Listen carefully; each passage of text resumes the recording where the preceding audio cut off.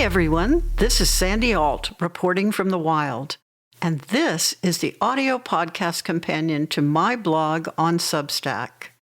This is episode 4, The Sound of Silence, and then the hissing. Hello, darkness, my until recently mostly silent friends. For over 2 months I have been calling out to you, sending sonic probes into deep space to see if there was any life out there. Just in case you were listening, I told stories, sent them out to awaken you, and also hopefully soothe you. Even more optimistically, perhaps to give you some courage to come back from wherever you had retreated to for shelter. I had begun to think we had lost you, until some of you began to make some noise this week. It hasn't helped that for nearly 3 months we have also experienced a near vacuum of leadership and strength from those we did manage to elect to defend our democracy. At least that's how many of us felt until this week, when the horror of our situation began to wake those electeds up, and many more who had gone into hibernation. If you're already awake, aware, making some noise, and moving into action, the following story may not apply to you. But feel free to take what you like from it and use it on your friends who are still afraid to come out and roll up their sleeves. If you are still finding yourself unable to or uncertain how to engage, today I'm going to do something my old friend Roberta used to do with me. When she saw me mired in disbelief or just failing to act because I didn't feel equal to the situation, she would look me right in the eye and say, "I'm gonna take the kid gloves off with you now." And then she would break through all my denial, blind thinking and stalling, and give me the verbal equivalent of Cher's smack to Nicolas Cage in Moonstruck, along with its perfect poetic line, "Snap out of it!" Roberta had the keen eye to see in me a too frequent reluctance to deal with reality, and she had the courage to confront it. I loved her fiercely for it. She made me better. And that's where I think I might need to pull a well-meaning but potentially harsh two-handed Roberta on some of you and try to stick the landing. To do this, by now you know how this goes, right? I'm going to start by telling you a story. Because in addition to teachers like Roberta who have helped me grow, I have learned some wisdom from being in the wild.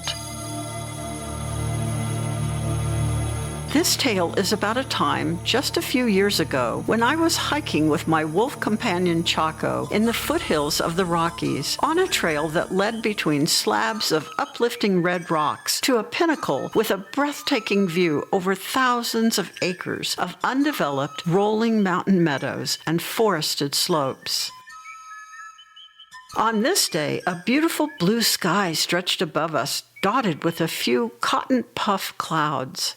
The sun warmed us, and the birds, as they usually do when the wolf enters their territory, had gone silent in the nearby trees. I stopped to drink in the tranquility. I had things on my mind, and the problems I had carried when we started this hike had begun to unravel and dissipate. I felt an exhilarating sense of clarity about one issue in particular that had been troubling me for days. This is the gift of both beauty and silence. As I took a sip from the valve on my hydration pack and prepared to share some with Chaco, he suddenly bolted to the rear, his lead tugging me back a few feet on the trail to where he made his retreat. And then I heard it. The low, percussive rattling sound that grew louder and erupted into a piercing hiss. The rattlesnake was right there, not 3 feet off the path from where I had formerly stood, coiled up to strike. The snake's head rose higher, as did the volume of hissing and rattling, a forked tongue pulsing rapidly out between the viper's frightening fangs. Chaco and I backed slowly away, then turned and bolted back down the trail to a fork where we paused to recover our breath. Now that I was awake to the very real danger and the way we'd been headed, I was forced to choose another path, or give up and go home. I was not going to go back home because a viper had taken over a section of the trail. We took a longer, harder way because we had to. It took some strategic backtracking, more climbing, more time, more effort, and more teamwork.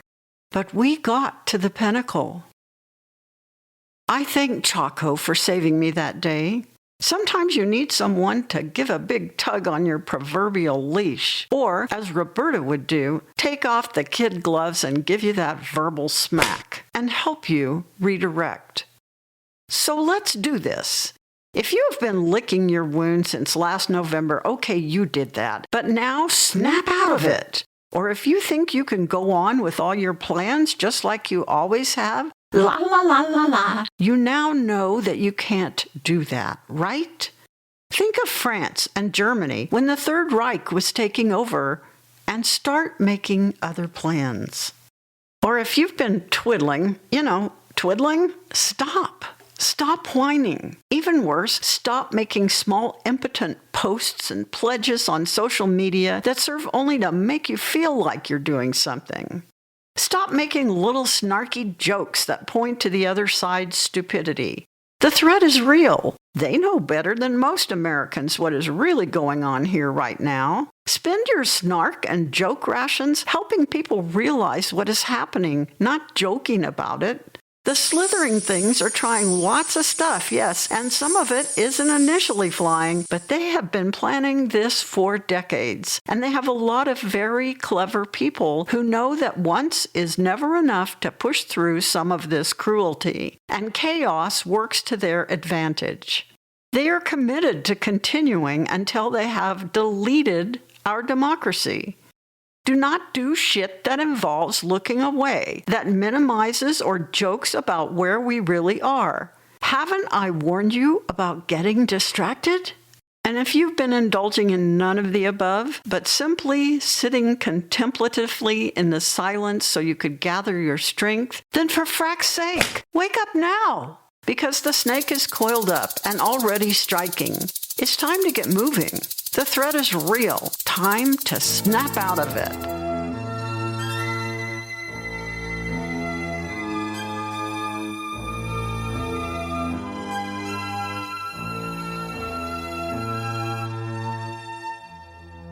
The vipers have already poisoned the veins of our democracy with lies, struck repeatedly at it with illegal orders. They are choking it with unqualified, illegitimate cabinet members, with thieves and oligarchs claiming power.